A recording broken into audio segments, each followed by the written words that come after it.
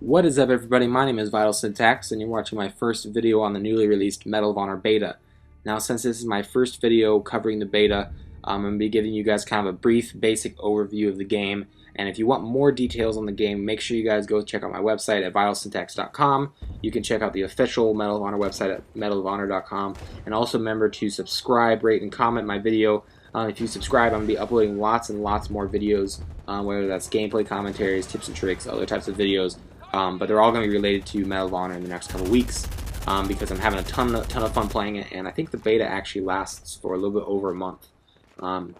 So if you want more details, remember, if you want more details, make sure you go check out one of those websites to get more information. But I'm not going to be talking about how to get it or anything in this video. If you want information on that, make sure you guys visit one of those websites.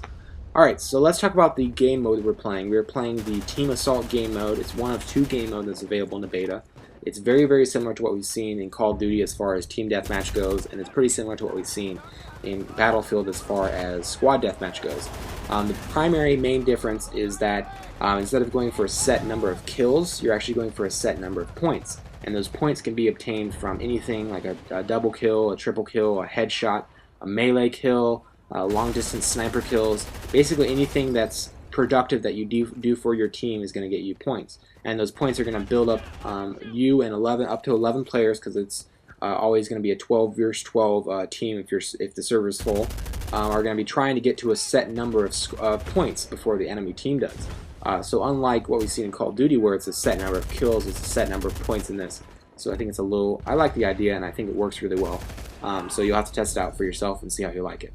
Alright, so as far as the game, the level that we're playing on, this is called Kabul City Ruins. I think either Kabul or Cabal, something like that. But it's Kabul City Ruins, something like that. And it's a very, very well-structured level. It's based off of a real-world location in Afghanistan. You don't run into dead ends. It's got very well balanced side to side. It's very, very similar to Call of Duty maps because it's kind of an urban environment. It's got a sniper tower on either side. It's got a main street that goes down the middle. It's got vertical gameplay. There's multiple levels that you can move up and down between. So it's a very, very well structured map, and it's a blast to play on. But unfortunately, it's the only level that's available on the Team Assault game mode. If you want to play a different level, you're gonna have to play one of the other game types. There's only two game types. But in this video, I'm not going to be talking about the other game type. You'll have to subscribe to my YouTube channel and watch some other videos in the future. Alright, so let's talk about some gun customization, because I think that's a big thing that this game has going for it, and I think it's a really cool concept. So right now I'm using the M16. It's obviously an assault rifle, and all the assault rifles in the game automatically have the grenade launcher attachment. You can't remove that. It's kind of just built into the kit. And so if you're using the AK-47 or you're using the M16, you're automatically going to have that grenade launcher attached. And actually, if you're using a different class like or a different kit like the submachine guns or the like the M4 or the AK-74, you're going to have your equipment, I guess that's what they would call it, is going to be a rocket launcher, whether it's an AT-4 or it's a RPG-7 if you're playing on the insurgent side. So, gun customization, you're going to have 3 different slots to customize your gun. It doesn't matter if you're using an assault rifle, it doesn't matter if you're using an LMG, a shotgun, a sniper rifle, or submachine gun. You're going to be able to customize it with 3 different aspects. Your first aspect can be something like a silencer, your second aspect could be something like an ACOG or red dot, and your third aspect is going to be your ammo. So you can do things like the hollow point ammo, which increase accuracy at long distances. You can do the extra ammo, so you spawn with an extra magazine. There's a lot of different customization things that you can do, and there's hundreds of different combinations, or at least there will be hundreds of different combinations once the full game comes out.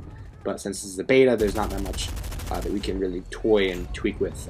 But trust me, there's plenty. It's not like there's nothing that we can play around with.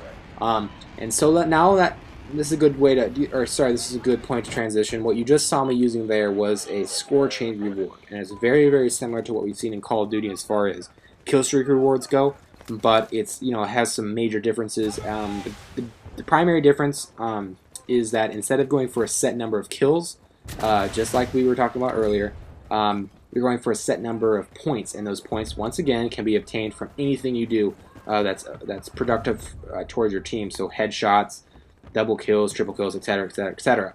And once you reach a set number of points, you're gonna get a reward for being a good team player, being a good solo player. Doesn't really matter. And those score chain rewards, you can get things like a UAV, a mortar strike, missile strike. You can get match ammo, which is going to give everybody on your team ammo. You can, there's tons and tons of different things that you can get. And actually, every time you reach that set amount of points, you're actually going to have a tactical choice to choose between an offensive and a defensive choice. So, and let me explain the HUD real fast. It's a very important part that you guys need to learn about. Down at the very bottom right, you guys see my bullets. It's obviously right now it's at 0 because I'm reloading.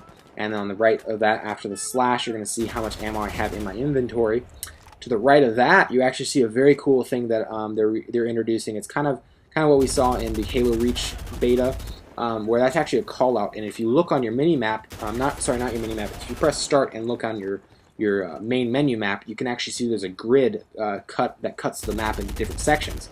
And it's kind of like what we saw, if you've ever played, what is it called, Battleship. It's the board game where you have the little pegs and you put them in the little boats and stuff. That it's kind of similar to that, where you have 1, 2, 3, 4, 5, 6, 7, 8 going across the vertical axis, and you got A, B, C, D, E, F, G going across the horizontal axis, and that kind of gives you a grid so you can call outs pretty quickly. So you can say, hey, I'm at G1, we got enemies over at A3. It makes it really fast to talk to your teammates and communicate where the enemy is or where other objectives are. I think it's a really cool idea. Unfortunately, I did say that you cannot communicate with your teammate right now. There's no voice chat available, and I think that the reason that it's not in the game right now is because normally in Battlefield Bad Company 2, it was you can only talk to your squad mates, and I don't know if they're going to implement any type of squad gameplay throughout this game, or if it's still going to be just one team versus one team. And I don't know if they're going to have so you can communicate with your entire team, if you communicate with the enemy team. So I think that's still something that they're deciding on. That's why we don't have the voice chat option available to us.